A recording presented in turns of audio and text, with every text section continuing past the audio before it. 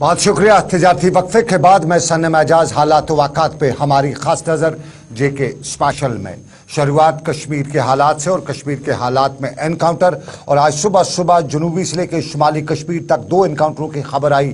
पहली खबर शोपियां से सुबह सुबह यही आई कि शोपियां के चित्रागाम के इलाके में फोर्सेज को मिलिटेंटों की मौजूदगी की इतला मिलने के बाद इलाके का मुआसरा किया गया है, कॉर्डन हुआ है। कुछ जराये ने बताया, खबरें कुछ ये भी आई कि यहाँ पे गोली भी चली है। जम्मू कश्मीर पुलिस का ट्वीट भी आया और जम्मू कश्मीर पुलिस ने ट्वीट में बताया कि इलाके की सूरत-ए-हाल जो है उसमें कहीं ना कहीं ये एनकाउंटर वाली सूरत-ए-हाल देखने को मिल रही है। और उसके साथ ही दूसरी खबर नॉर्थ कश्मीर पट्टन के यारीपुरा के इलाके से आई और बताया गया कि यहाँ मिलिटेंटों की मौजूदगी की इतला मिलने के बाद फोर्स ने इलाके को मुआसरे में लिया है। ये खबर करीबन 11 बजे के करीब आना शुरू हुई और पहले 9 बजे के करीब शोपियां के इलाके से खबर और फिर 11 बजे करीब नॉर्थ कश्मीर के पट्टन के इलाके से खबर। और यहाँ पे ये भी बताया गया कि इस एनकाउंटर की सूरत-ए-हाल जो है पुलिस ने बताया, एसएसपी बारामूला ने बाद में मीडिया को बात करते हुए बताया कि उन्हें इनपुट्स मिले थे और इन्हीं इनपुट्स के आधार पे यहाँ उस जगह का वो एनकाउंटर एनसर्कल किया गया और एनसर्कल करने के बाद यहाँ मौजूद मिलिटेंटों ने फोर्सेस पर गोलियां चलाई, जिसके जवाब में भी गोलियां चलाई गई। और कुल मिला के यहाँ पे इनकाउंटर जब बाद दोपहर को ख़त्म हुआ, पुलिस ने मीडिया से बात की और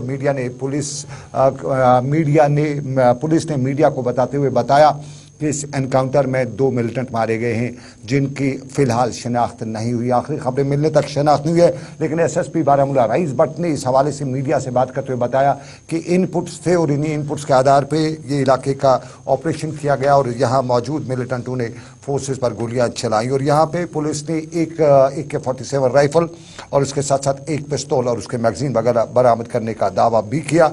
और पुलिस एसएसपी बारामूला ने एक और दावा करते हुए बताया कि ये दोनों मिलिटेंट जो हैं ये बारामूला में जो फौजी भर्ती हो रही है उसको नाकाम बनाने के लिए, उस पर हमला बनाने का प्रोग्राम बना रहे थे। एसएसपी बारामूला ने यहाँ लोगों से भी गुजारिश की कि वो एनकाउंटर की जगह पे फिलहाल ना जाएं जब तक इसको पूरी तरह से साफ किया जा सकेगा। बारामूला में एसएसपी बारामूला ने क्या बताया, रईस भट्ट ने क्या बताया, जरा दिखाते हैं, सुनते हैं उनको।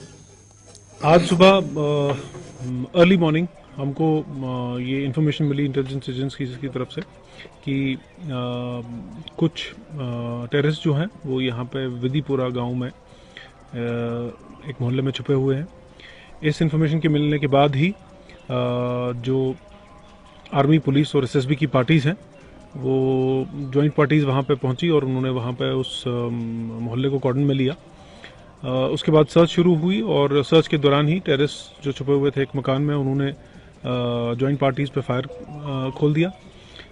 इसके चलते एनकाउंटर शुरू हो गया और जो एनकाउंटर है काफ़ी देर चला और अल्टीमेटली ये फिर मॉर्निंग आवर्स में जो है वो ख़त्म हुआ। इसके बाद इसमें जो है 2 टेररिस्ट जो अभी तक अनआइडेंटिफाइड हैं उनकी जो है वो देवर किल्ड और उनकी रिकवरीज जो हुई हैं उनसे उसमें एक AK-74U, उसके 3 मैगज़ीन, एक पिस्टल और उसकी मैगज़ीन और 2 बुलेट्स जो हैं वो बरामद हुए हैं वहाँ से। इसमें जो इंटेल के हिसाब से हमारे पास जो अभी तक इंफॉर्मेशन आई है, जो यहाँ पे आर्मी की रिक्रूटमेंट रैली चल रही है, अग्निवीर रैली, उसको टारगेट करने के लिए ये यहाँ पे पहुँचे हुए थे और इनका मंसूबा यही था कि किसी न किसी तरीके से जो यूथ यहाँ पे मेन स्ट्रीम के साथ जुड़ने की कोशिश कर रहे हैं। एसएसपी बारामूला मीडिया से बात कर रहे थे और मीडिया से बात करने के दौरान एसएसपी बारामूला रईस ने यह भी बताया कि लोगों फिलहाल जब तक एनकाउंटर साइट को पूरी तरह से साफ न किया जाए तब तक एनकाउंटर की जगह पे ना जाएं। हो सकता है वहाँ कोई बिना फटे मवाद, बारूदी मवाद हो जिससे इंसानी जानों को खतरा भी हो सकता है। सफाई के से पहले इस घर के नज़दीक उस इनकाउंटर साइट पर ना जाएं, यह एसएसपी बारामूला ने बताया। लेकिन आपको बताएं एक और पहलू है कश्मीर की तस्वीर का। ये तस्वीर का दूसरा पहलू कश्मीर के शहर खास से और शहर खास के ईदगाह के इलाके से, जहाँ सरकारी सतह पे बयानात पिछले कई दिनों से आए हैं। वक्फ बोर्ड श्रीनगर के ईदगाह में हॉस्टल कैंसर इंस्टीट्यूट बनाने की बात कर रहा है और बता रहा है कि श्रीनगर के ईदगाह की जो ज़मीन है उसको कैंसर इंस्टीट्यूट बनाने के लिए इस्तेमाल किया जाएगा। और एक और इदारा भी रियासत का जो हमारा स्पोर्ट्स इदारा है वो बता रहा है कि यहाँ पे अच्छे ग्राउंड बनाए जाएंगे जहाँ पे फुटबॉल खेला जा सके, दूसरे खेल खेले जा सके। श्रीनगर के ईदगाह को ये बनाए जाने पर कई हल्के जो हैं वो अपना एतराज़ दर्ज कराते रहते हैं।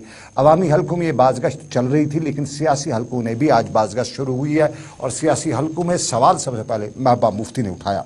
श्रीनगर में अपनी रिहाइशगाह पर मीडिया से बात करते हुए महबूबा मुफ्ती ने श्रीनगर के ईदगाह को कैंसर अस्पताल में कन्वर्ट करने या इसे खेल के मैदान में कन्वर्ट करने के हवाले से अपना मशवरा भी दिया, एतराज़ भी जताया और ये भी बताया कि ज़मीनें तो बहुत है शहर में, श्रीनगर के टट्टू ग्राउंड में भी ज़मीनें हैं। अगर ईदगाह को ग्राउंड बनाना है तो टट्टू ग्राउंड में बनाया जा सकता है। अगर श्रीनगर में कैंसर हॉस्पिटल बनाना है तो कंजस्टेड आबादी वाले में कैंसर अस्पताल बनाने के पैरामीटर्स ही नहीं हैं। और उसके बाद अगर कंजस्टेड आबादी में बनाना है तो करीबन 4 से 10 से 12 हज़ार कनाल ज़मीन जो टट्टू ग्राउंड में है उस पर नहीं बनाई जा सकती है, जो एक जगह जहां मुसलमान जमा हो सकते हैं, ईद के नमाज़ पढ़ सकते हैं, मजहबी रसूमात। तो क्या बताया महबूबा मुफ्ती ने, एतराज़ क्या जताया, महबूबा मुफ्ती ने सरकार को मशवरा क्या दिया, उन्हीं की ज़बानें सुनाते हैं। पिछले काफी देर से ईदगाह की जमीन को लेके काफी चर्चा हो रही है। कभी कहते हैं इसमें कैंसर हॉस्पिटल बनाएंगे, कभी कहते हैं इसको प्लेग्राउंड के लिए डेवलप करेंगे। तो ये भूल जाते हैं कि ये जमीन जो है ये अल्लाह ताला के लिए इबादत के लिए वक्फ की गई है, ये कांग्रेगेशनल प्रेयर्स के लिए वक्फ है। इसको तब्दील करने के लिए जो मुस्लिम कम्युनिटी है उनसे मशवरा करना, उनकी राय लेना बहुत जरूरी है। मेरा ये मानना है कि अगर अब गवर्नमेंट ऑफ इंडिया को इतनी फिक्र है, वो कैंसर हॉस्पिटल बनाना चाहते हैं, पहले तो कैंसर हॉस्पिटल आबादी के बीच में नहीं होना चाहिए, उसके काफी जो है सेहत पे बुरे असर पड़ सकते हैं जो वहां का वेस्ट निकलता है। दूसरा, अगर वो चाहते हैं कैंसर हॉस्पिटल बनाना श्रीनगर के अंदर और यहाँ प्ले ग्राउंड चाहते हैं तो टट्टू ग्राउंड की जमीन है उनके पास, वो सैकड़ों कनाल है जो बिल्कुल बेकार पड़ी हुई है, वहां पर वो बच्चों के लिए बहुत अच्छा प्ले ग्राउंड क्या स्टेडियम बना सकते हैं वर्ल्ड क्लास क्वालिटी का।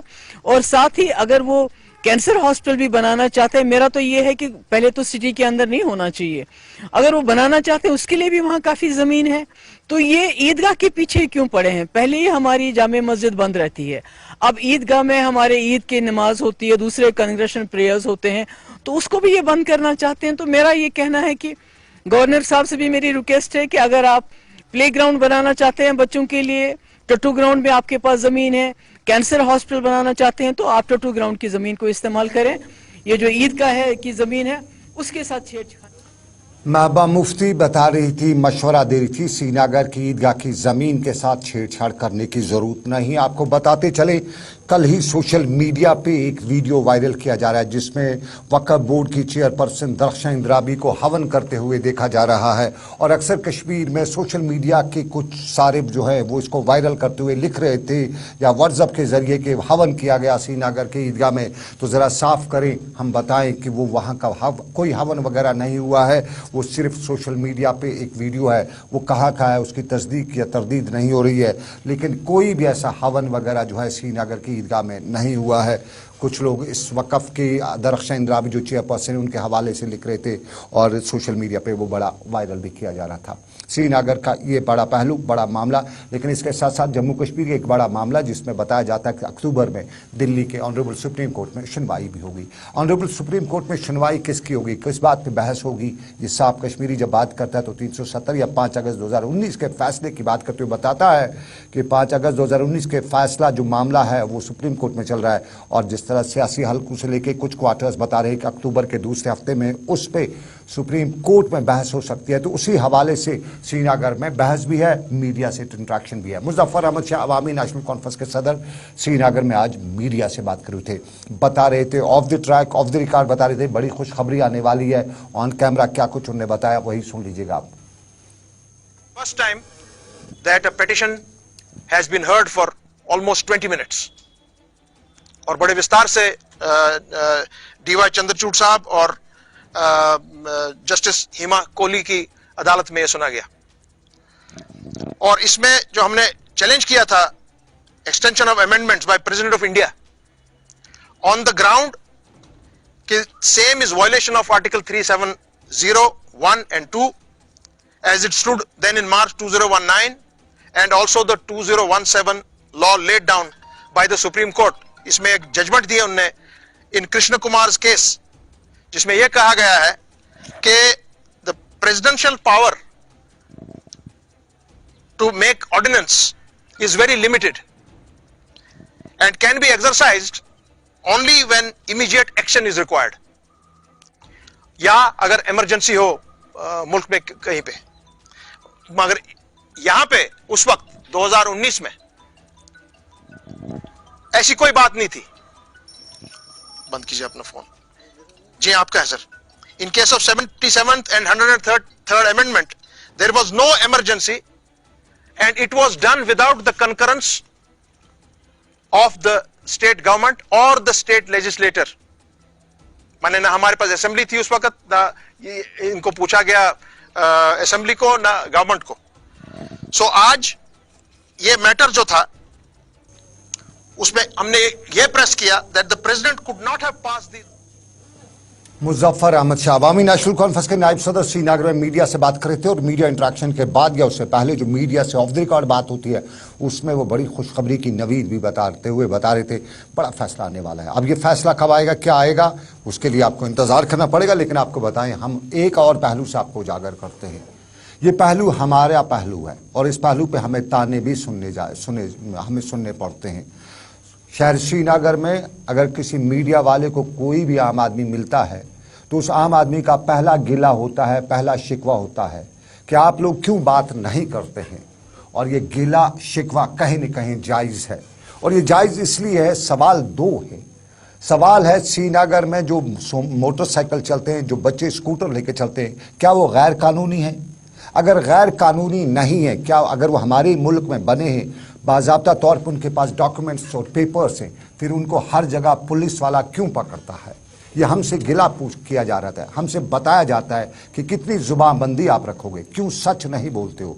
तो हम ये सच, ये हकीकत पुलिस और एडमिनिस्ट्रेशन के अहदेदारों से पहुंचाते हुए सवाल पूछना चाहते हैं कि क्या वजह है कि जहां कोई पुलिस वाला नाके पे खड़ा है सिर्फ स्कूटर वाले को पकड़ता है, टू व्हीलर वाले को पकड़ता है, चाहे उसके पास पूरे कागजात भी हों, फिर भी उसको थाने में बंद किया जाता है. क्या वजह है, जब उसकी ज़रूरत क्या है? वो स्कूली बच्चा जो ट्यूशन से होकर घर आ रहा होता है, उसने बाज़ाब्ता तौर पे हेलमेट पहना होता है, उसके पास बाज़ाब्ता तौर पे ड्राइविंग लाइसेंस होता है, उसके पास बाज़ाब्ता तौर पे जो डॉक्यूमेंट्स होते हैं, ये होते हुए भी इस स्कूटर को, इस बच्चे के मोटरसाइकिल को पकड़ने के पीछे की क्या वजूहत है? क्या ये मोटरसाइकिल, क्या ये स्कूटर हमारे देश में नहीं बनता है? क्या ये बाज़ाब्ता तौर पे हमारी जो सरकारें हैं, चाहे वो जम्मू कश्मीर की सरकार हो या दिल्ली सरकार हो, क्या उनके पैरामीटर्स पे पूरा खरा नहीं उतर रहा है? अगर सब कुछ अपने देश का है, अपना है, तो फिर इस बच्चे के साथ नाइंसाफ़ी क्यों? और फिर गरीब की गाड़ी जो होती है वो स्कूटर होता है, टू व्हीलर होता है, चाहे वो मोटरसाइकिल हो या टू व्हीलर, तो फिर इस गरीब के इस टू व्हीलर, इस मोटरसाइकिल को क्यों थानों में भरा जाता है, ठूंसा जाता है? हर जगह पे हमारे पुलिस के लोग जो है वो नाके लगा के बैठे रहते हैं और फिर इन गाड़ियों को, इन स्कूटरों को पकड़ा जाता है. ये इंसाफ की कहानी नहीं है, ये इंसाफ की दुहाई है. अगर इंसाफ कहीं पे बिकता है शहर में तो इस पे हम बात करेंगे, हम अरबाब इक़दार तक ये बात पहुंचाएंगे, क्योंकि हमें भी बहुत कुछ सुनना पड़ता है, हमें भी इल्ज़ामात लगाए जाते हैं और बहुत सी जगहों पे मीडिया पे सीधा इल्ज़ाम लगाते हुए बताया जाता है कि क्यों बात नहीं करते हैं, क्यों ऊपर हुकाम तक बात नहीं पहुंचाते हैं. तो श्रीनगर के एसएसपी से हमारी गुजारिश होगी कि ये जो सिस्टम है, अगर बिना कागज़ के, बिना डॉक्यूमेंट्स के कोई टू व्हीलर है, कोई बड़ी गाड़ी है, उसको अरेस्ट किया जाए, उसको सीज किया जाए तो वो सही बात है. लेकिन इस गरीब की गाड़ी जो इसने बाज़ाब्ता तौर पे सभी फॉर्मेलिटीज़ पूरी कर रखी हूँ, फिर भी उनको बंद किया जाता है. थानों के बाहर बड़ी लाइन में शाम को लोगों की रहती है, हमारी ये गाड़ियाँ वापस दे दो. जहाँ सिफारिश चली वहाँ गाड़ी वापस, जहाँ ना चली वहाँ 3 से 4 दिन के बाद मिलती है. तो ये इंसाफ के तकाजे पूरे नहीं होते हैं। ये एक पहलू, लेकिन दूसरा पहलू भी हम अपने शहर का आपको दिखाएंगे। आज सुबह का मामला है, हम घर से निकले सुबह 9:30 बजे का वक्त। घर से निकलते ही जैसे हम हाईवे पे पहुंचे तो यूं लगा शायद पूरी वादी में तूफान बरपा हुआ है। सायरन पे सायरन बज रहे थे, हमको लगा शायद कहीं बड़ा हादसा अल्लाह ना करे हुआ है, या यूं लगा हमें कि साउथ कश्मीर में जो एनकाउंटर चल रहा है, नॉर्थ कश्मीर में एनकाउंटर चल रहा है, शायद बड़ी तादाद में लोग जख्मी हुए हैं, उन्हें अस्पताल पहुंचाने की जल्दी है। लेकिन हमने कुछ लोगों को देखा वो सायरन पे बड़े खामोश थे, कोई रद्द-ए-अमल जाहिर नहीं कर रहे थे। और बाद में हमें मालूम हुआ कि ये कोई एम्बुलेंस नहीं थी, बल्कि ये हमारे जम्मू कश्मीर पुलिस की वो जिप्सियां हैं जो दनादन सड़कों पर दौड़ रही थी और सायरन पे सायरन बजा रही थी। मालूम किया हमने, कुछ रास्ते में पुलिस अहदेदार थे, उनसे पूछा कि आज क्या मामला है, ये सायरन का मामला क्या है। तो पता चला कि साहब लोग जो हैं, जितने भी पुलिस के अहदेदार हैं, उन्हें अपने दफ्तर जाना होता है और सुबह 9:30 बजे के करीब जहाँ पे भी थोड़ा सा ट्रैफिक उन्होंने देखा कि मैस हो रहा है या स्लो मूवमेंट हो रही है, सायरन बजाना शुरू कर देते हैं। और फिर कुछ पुलिस के अहदेदार जिनको शायद अपनी वर्दी का या अपने ओहदे का कुछ ज़्यादा ही दबदबा हो, रॉन्ग ट्यूब से भी क्रॉस कर जाते हैं और फिर ट्रैफिक मैस हो ही जाता है। तो क्या यह सायरन जो है ये एमरजेंसी के लिए है, ये एम्बुलेंस गाड़ी के लिए, या हर उस पुलिस गाड़ी के लिए जिसमें साहब चाहे वो इंस्पेक्टर हो, डीएसपी हो, एसपी हो, वो बैठा और वो चलाएगा। और साथ साथ में ये सायरन कुछ वो लोग भी चलाते हैं जो पॉलिटिकल नुमाइंदे हैं, जिनको सरकार ने 2-3 गाड़ियां दे रखी है, एक आगे और पीछे, और वो फटाफट में हर जगह जहां ट्रैफिक का थोड़ा सा कंजेशन देखा, ट्रैफिक की स्लो मूवमेंट देखी, दनदनाते हुए सायरन बजाना शुरू कर देते हैं। और यूं लगता है जब ये सायरन सुबह के टाइम, चूंकि बहुत से अफसरान निकलते हैं, तो उस वक्त यूं लगता है जैसे कश्मीर में कोई बड़ी आफत आ पड़ी है, न जाने बमबारी हो रही है, न जाने हर कोई तूफान बरपा हुआ है, जो एम्बुलेंस से दौड़ रही है। और इन सायरनों से कुछ न कुछ लोगों के जहन पर भी असर पड़ता है। बात छोटी कुछ लोगों को लगती होगी, लेकिन बात छोटी जब है तो अगर बच्चों से इस मामले पे बात की जाए तो बच्चे इस पर अच्छी तरह से इस पूरी कहानी को दोहराते भी हैं। लेकिन आपको नाज़रीन बताएं, एक पहलू है और वो है जम्मू कश्मीर का इस हफ्ते का, जब वज़ीर दाखिला जम्मू कश्मीर का दौरा करेंगे। और जम्मू कश्मीर के दौरे के दौरान उम्मीदें हैं, उम्मीदों के पहाड़ हैं, और उम्मीदों के पहाड़ों पर कुछ लोग पानी भी फेरने की कोशिश कर रहे हैं। लेकिन साफ जाहिर है, बहुत से लोग कहते हैं उम्मीदें बर आने वाली हैं। और ये वज़ीर दाखिला का दौरा है जम्मू कश्मीर, और इस दौरे के दौरान डेवलपमेंट पहले पन्ना पर रहेगा। तो उसी हवाले से जमशेद मलिक ने राजौरी में, हमारे साथी जो जमशेद मलिक है, उन्होंने बीजेपी के लीडर अशोक कोल से आज बात की, पूछा उनसे कि वज़ीर दाखिला का दौरा कितना अहम, जवाब सुनिएगा आप। जब अमित शाह जी आएंगे, उनके कार्यक्रम में कश्मीर में भी और जम्मू में भी अनेक डेवलपमेंटल प्रोजेक्ट्स की इनॉग्रेशंस हैं, वो उनका इनॉग्रेट करेंगे। जम्मू में भी करेंगे और कश्मीर में भी करेंगे। इसलिए जो इंफ्रास्ट्रक्चर के प्रोजेक्ट्स हैं या जो और कुछ प्रोजेक्ट्स हैं, वो सरकार के माध्यम से उनकी इनॉग्रेशन करेंगे दोनों जगह पर। मुझे लगता है कि इसके अतिरिक्त और कुछ नहीं होगा। पहाड़ियों की बात की जा रही है बड़े जोर शोर से कि पहाड़ी। जमशेद मलिक हमारे साथी राजौरी में बीजेपी के लीडर अशोक कोल से बात कर रहे थे। डेवलपमेंट प्रोजेक्ट का इफ्ताह भी होगा।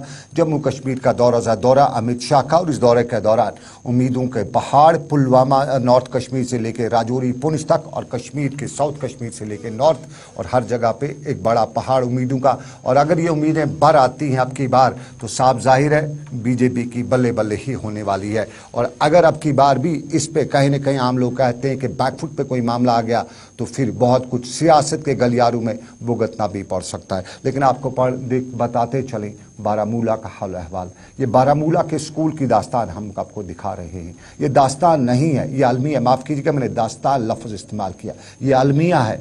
हमारा बच्चा, हमारी नई पौध अब किस तरफ जा रही है। आपस में 2 तुलबा के ग्रुप का तसादुम, और उसमें छुरियाँ चली हैं, और छुरियाँ चलने से 10वीं जमात का तालिब इल्म और बारामूला के नूरुल इस्लामिया स्कूल के 2 तुलबा के ग्रुपों में आज के तसादुम की सूरत-ए-हाल के बाद मामला अस्पताल तक पहुंचा है। ये मामला बारामूला के अस्पताल में है। तुलबा आपस में भिड़े हैं। साफ जाहिर है बचपन है, लड़कपन है, इसमें बच्चे आपस में भिड़ते हैं। लेकिन ये छुरी चाकू निकालना, ये एक अलमिया है। अब ज़रा देखना पड़ेगा छुरी चाकू निकालने वाला बच्चा कौन है, उसको चाकू किसने दिया, उसके वालदेन क्या करते हैं। अक्सर कुछ मनचले वालदेन के बच्चे जो हैं वो इस तरह की हरकतें करते हैं। कुछ जिन्हें गरगुंड कहा जाता है, इस तरह के बच्चे होते हैं। ज़रा ये गौर से देखना पड़ेगा, और उस वालिद को थोड़ा सा शर्मसाज होना पड़ेगा। उस वालिद को अपने बच्चे की इस करतूत पे, इस करनी पे बहुत अफसोस होना चाहिए, क्योंकि आज उसके बच्चे ने छुरी लब चला के ज़ख्मी किया, कल थोड़ा सा और बड़ा हुआ तो वो क्या करेगा। ये बारामूला के अस्पताल के मैं मनाजिर देखिएगा गौर से। इनको आपस में कुछ झगड़ा था स्कूल के अंदर। फिर जब स्कूल को अभी 12:10 छुट्टी हुई तो स्कूल के बाहर हम निकले, एक साथ निकले हम। तो मैंने बोला इसको रुक जाओ, मैं शॉप से आया, चीज़ लेने जाना था। तो मैं उधर से आया तो इसको उन्होंने घसीट के लिया था उधर नर्सरी की साइड से। तो हम 5-6 लड़के बुला के मैंने लाए, हम उधर की तरह उतरे। हमको लगा कि ये झगड़ा करेंगे। जब हम उधर आए तो इसको उन्होंने यहाँ पे छुरी से वार किया था 2-3 बार। तो उधर पे हमने इसको, फिर वो भाग गए तो वो डर के भागे। वहाँ पे बहुत सारी भीड़ हुई। और ये कहाँ पे रहता है? इसका नाम फुरकान है और ये इधर से रहता है रफियाबाद साइड से। जिसने हमला किया उसका नाम क्या है? उसका नाम मुजम्मिल है। वो किस क्लास में पढ़ता है? वो भी हमारे साथ ही पढ़ता है 10th में। अच्छा 10th में पढ़ता है। हाँ, उनकी गैंग है बहुत बड़ी। अकेला था? नहीं, 10th में पढ़ने वाला बच्चा, न दाढ़ी आई है न मूछ आई है, हल्की फुल्की दाढ़ी मूछ वगैरह सब नज़र आ रही है, लेकिन उम्र का वो ऐसा, यानी 16 साल अंडर एज। और 16 साल की उम्र में जब खेलने कूदने की उम्र है तब छुरी चलाना ना हमारे कल्चर में है, ना हमारे यहाँ ये रिवायत अब तक थी। एक तो हमारा सोशल मीडिया जो बच्चों को मोबाइल दिए गए इसकी वजह, इसका असर भी है, और उसके साथ साथ कुछ घर का असर भी होता है। जो जितने अच्छे घर का वो इतने अच्छे काम करेगा, जिसके वालिदैन में कहीं न कहीं ये जो 2 नंबरी हो तो तब इस तरह के काम देखने को मिलते हैं। लेकिन आपको ज़रा नाज़रीन एक और पहलू से रोशनास कराएं, वो आम आदमी पार्टी की बात करें। आम आदमी पार्टी के डॉक्टर नवाब नासिर ने श्रीनगर में आज प्रेस कॉन्फ्रेंस की और निशाने पे बीजेपी को रखा। बीजेपी को निशाने पर रखते हुए नवाब नासिर ने बीजेपी पर कई इल्ज़ाम लगाए। तोड़ो और फोड़ो ये वाला मामला भी उसने उठाया और डिवाइड एंड रूल वाली कहानी भी नासिर ने बताई, और बताया कि बीजेपी जम्मू कश्मीर में भी पहले मुल्क में आम आदमियों को एक दूसरे से टकरा रही है, लड़ा रही है। अब जम्मू कश्मीर में इस वक्त पहाड़ियों और गुजरों को टकराया जा रहा है। आने वाले वक्त में गुजरों और बकरवालों को टकराया जाएगा और फिर पहाड़ियों से लेकर दूसरों के साथ आपस में ग्रुपबंदी की जाएगी। बीजेपी से होशियार रहने की तलकीन करते हुए नवाब नासिर ने श्रीनगर में मीडिया से बात करते हुए बताया कि इस वक्त हम सबको एक तरह से एक बड़े तूफान का मुकाबला करना पड़ता है, तो इस मुकाबले में हमें होश के नाखून लेने पड़ेंगे। नवाब नासिर क्या बता रहे थे? सर, इलेक्शन के बारे में ऐसी चीज़ें हो गई है कि जब तक बीजेपी को ये न लगे कि हम जीत रहे हैं तब तक वो इलेक्शन यहाँ नहीं करवाना चाहते हैं। हमारे दिल्ली में एमसीडी इलेक्शंस को उनको पोस्टपोन कर दिया। इनकी अब नई चीज़ें होंगी बीजेपी की। बीजेपी या तो 2 रास्तों में काम करती है, या तो इलेक्शन से पहले पहाड़ी और गुजर कर देगी, उनको लड़ा देंगे, कम्युनिटी को लड़ा देंगे और कहीं ना कहीं वोट बैंक अपना सिक्योर करने की कोशिश करें, या ए टीम बी टीम बनाएगी। जब उनको लगेगा ये सब टीमें बन गई उसके बाद इलेक्शन कराते। और अगर इलेक्शन नहीं कराए की जगह पे मजबूर इलेक्शन कराते तो उनका किस्सा उसके बाद यह होता है कांग्रेस के एमएलए को खरीदो और अपनी गवर्नमेंट को बनाओ। यह एक ऐसा माफिया बन गया पूरे हिंदुस्तान में, जिस माफिया को तोड़ने की जरूरत है। हम यहां गुजारिश करना चाहते हैं कि यहां पे इलेक्शंस बहुत जमाने से ड्यू है, यहां काम नहीं हो रहा, एक गरीब इंसान कहीं जा नहीं पा रहा है, अपने मसाइल को लेकर कोई हल नहीं है। नवाब नासिर श्रीनगर में मीडिया से बात कर रहे थे, बीजेपी पर इल्ज़ाम लगा रहे थे। लेकिन आपको नाज़रीन ज़रा चलते चलते बताते चलें, जनूबी कश्मीर के पुलवामा में बसीर हक जिला तरक्याती कमिश्नर पुलवामा है और माजूर अफराद के लिए आज बसीर हक ने नई शुरुआत करते हुए माजूर अफराद में ट्राईसाइकिलें तकसीम की। और यहाँ पे ये ट्राईसाइकिलें उन माजूर अफराद में तकसीम की गई जो BPL ज़ुमरे से ताल्लुक़ रखने वाले थे। और यहाँ पे ये पुलवामा में जो आज की तकरीब मुनक़द हुई उसमें ज़िले के बाकी अफसरान भी बसीर हक के साथ मौजूद थे। यहाँ इन लोगों ने बसीर हक का भी शुक्रिया अदा किया, बाकी में सोशल वेलफेयर का भी शुक्रिया अदा किया और ये भी बताया कि इन अफराद को बाख्तियार बनाने के लिए सरकार का ये एक बेहतरीन कदम भी है।